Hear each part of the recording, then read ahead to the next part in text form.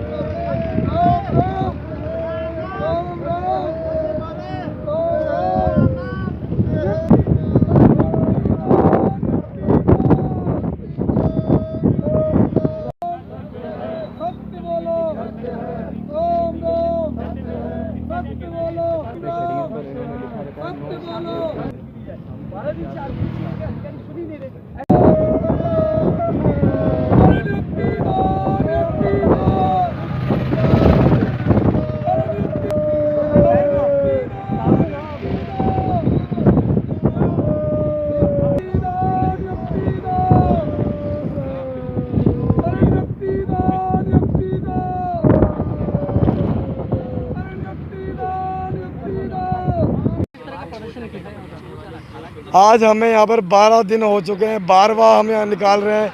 RPSC की तरफ से हमारे पास कोई आदमी सुनवाई के लिए नहीं आया। हमारे लिए आरपीएससी बिल्कुल मर चुकी है और आज हमारे लिए आरपीएससी मरी है। हो सकता है कल परसों परले दिन इस शव यात्रा में हमारे में से कोई आदमी इस शव यात्रा में हो, कोई भी इच्छा मृत्यु कर सकता है। यहाँ पे हमारी आज वो मानसिक स्थिति हो गई है।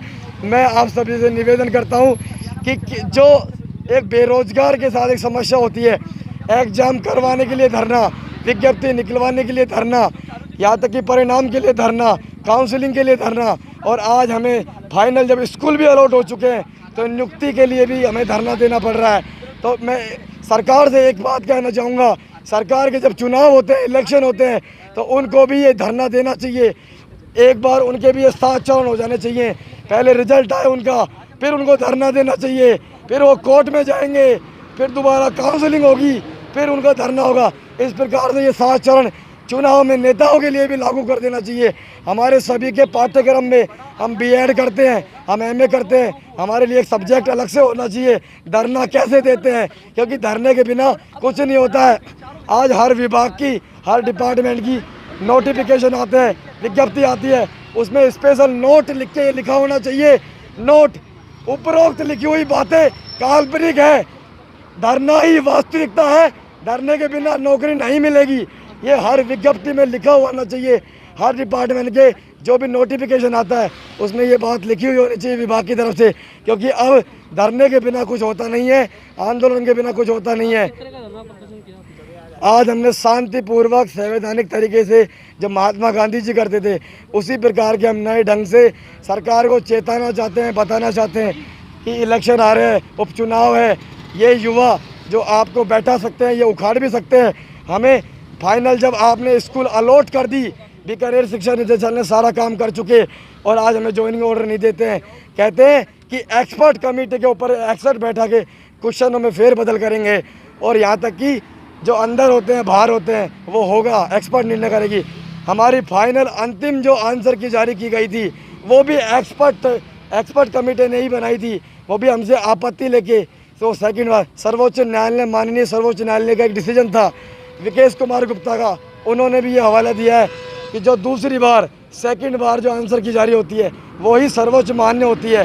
फिर हमें कोर्ट के द्वारा जो फेल बच्चे होते हैं वो याचिका लगाते हैं, हमें रोक दिया जाता है। इनकी तरफ से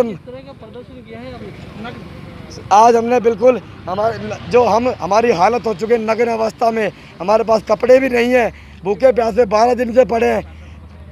नो जॉब नो वोट यहाँ लिखा हुआ है, पीछे हमने यहाँ लिखा हुआ है, लेकिन आरपीएससी हमारे लिए मर चुकी है, सुन नहीं रहे। तो हम खुद भी आरपीएससी को मरा हुआ समझ के कल को हम में से कोई आदमी यहाँ पे हो सकता है, हमारी ये मानसिक स्थिति हो गई है, तो हम इस प्रकार का विरोध दिखाना चाहते हैं। श्री राम सैनी।